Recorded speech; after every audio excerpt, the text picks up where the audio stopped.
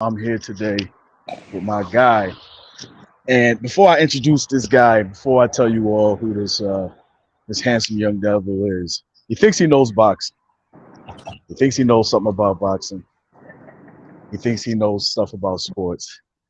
He thinks he watches all the fights when I think he just falls asleep at the fights. And we argue about every little thing that has to do with any fights, but when it comes to it, he's actually pretty knowledgeable. So I wanted to bring him on here because we just went through one of the biggest nights in boxing history in a very, very long time.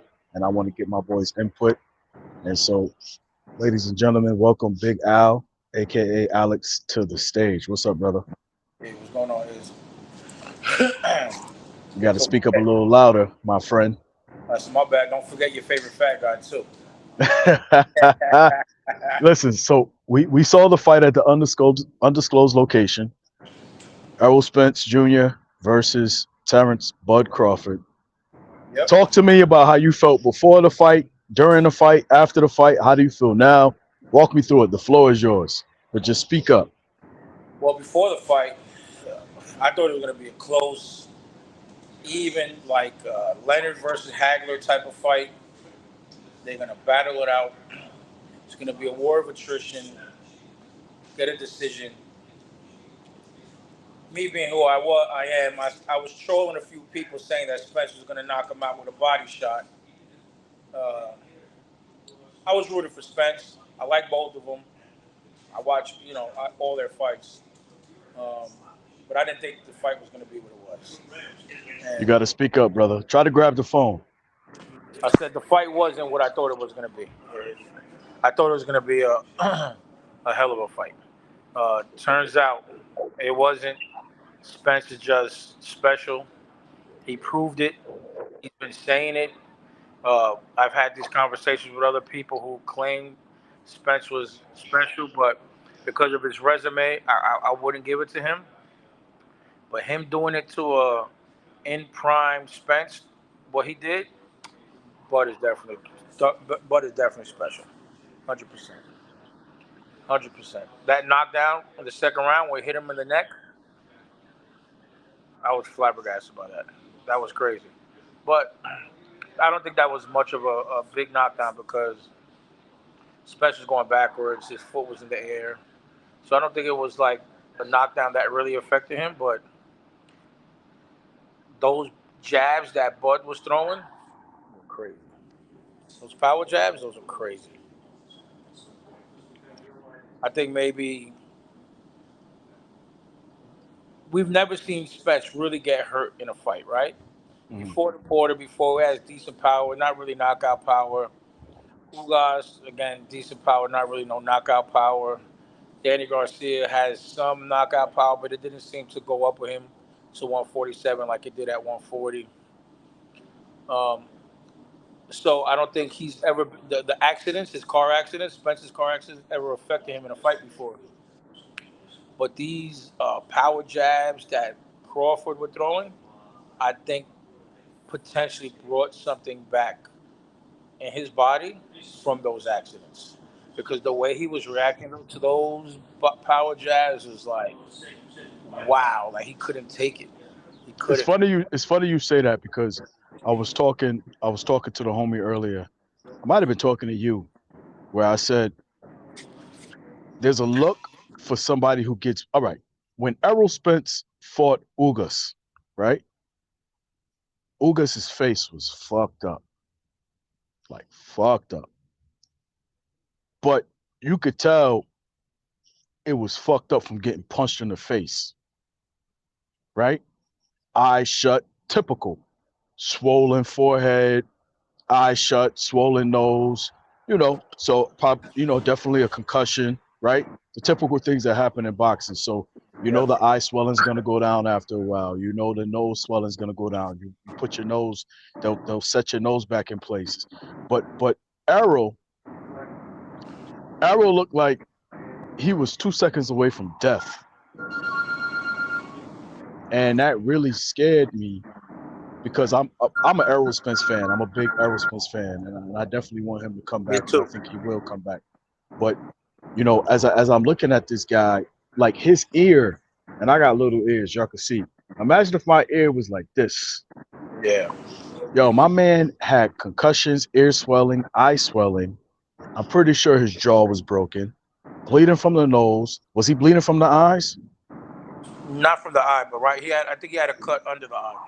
Yeah, like he just looked concussed. He did not look good. He looked like to me if the ref, let me say a couple of things. He looked like to me if the ref, oh, and by the way, shout out to everybody viewing from YouTube because we are streaming on YouTube live right now.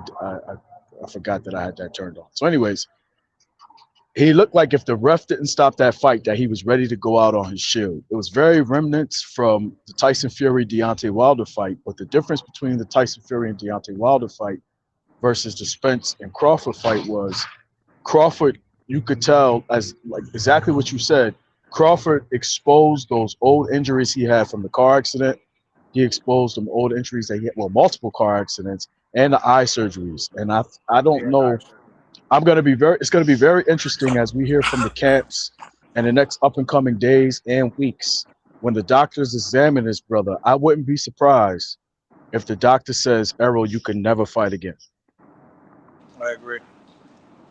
And that will have robbed us of so much great boxing because I think that Errol at 154. See, here's my thing, right? Let me know your thoughts about this.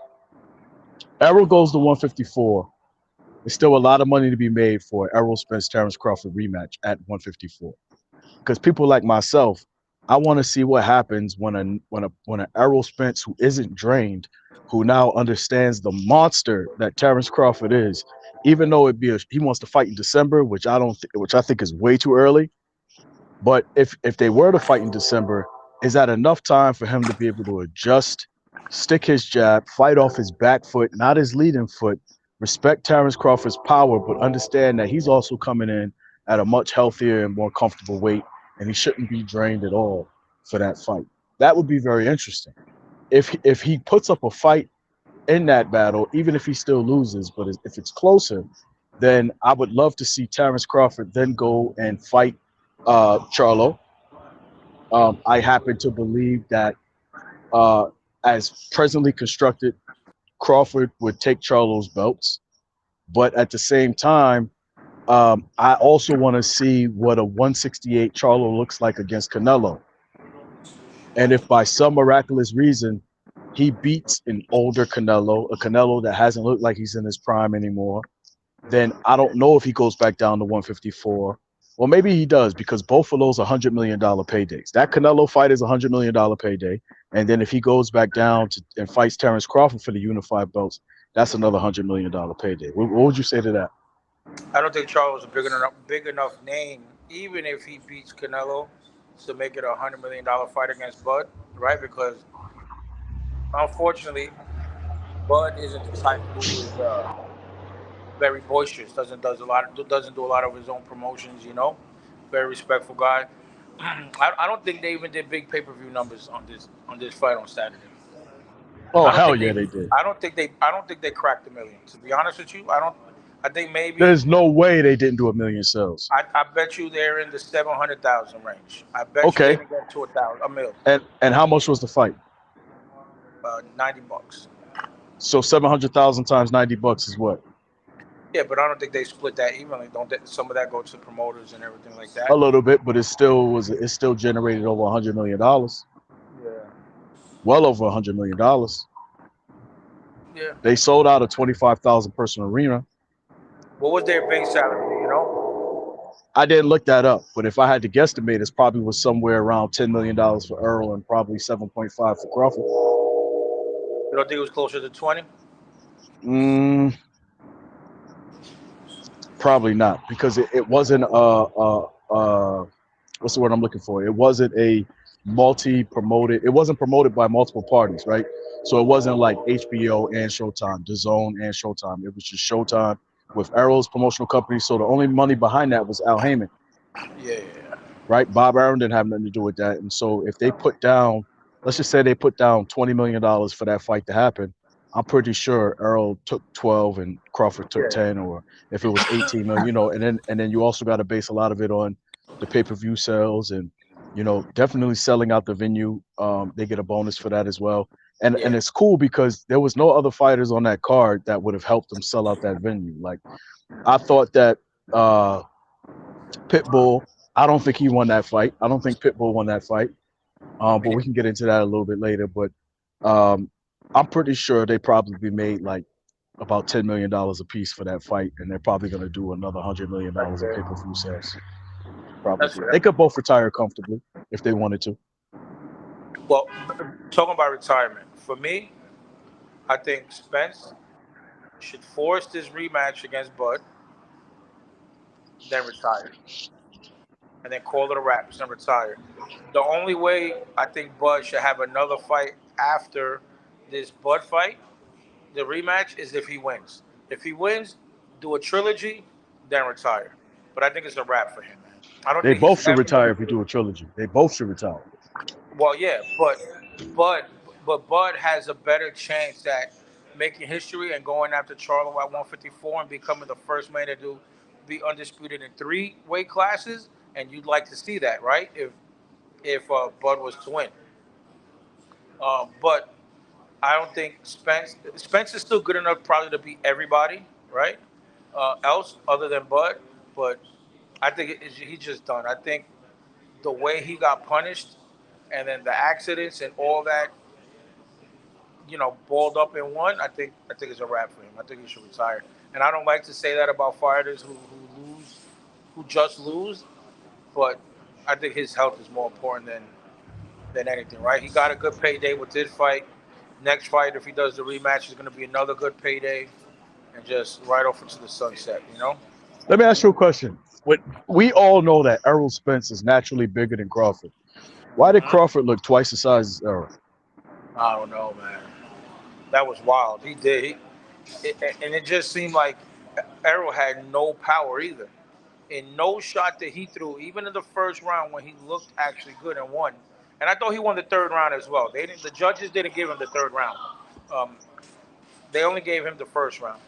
But he had nothing behind any punch all night. Let me tell you something. I've never seen Errol look that small. Something's wrong. Yeah. See, listen, nobody's gonna say it because how are you? They don't want to talk about the business of boxing, but something's wrong. Something was wrong.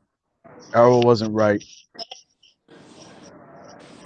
Yeah, he looked drained. He looked weak. His body took a lot of punishment. It was very uncharacteristic of Errol Spence Jr. But it's interesting because as boxing shapes up, we find ourselves in an interesting situation. Shakur Stevenson said Shakur Stevenson said that he would never fight. I don't hear you.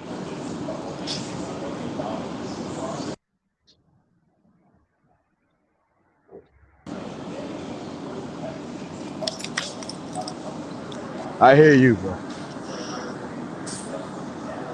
You hear me? I, yeah, I hear you.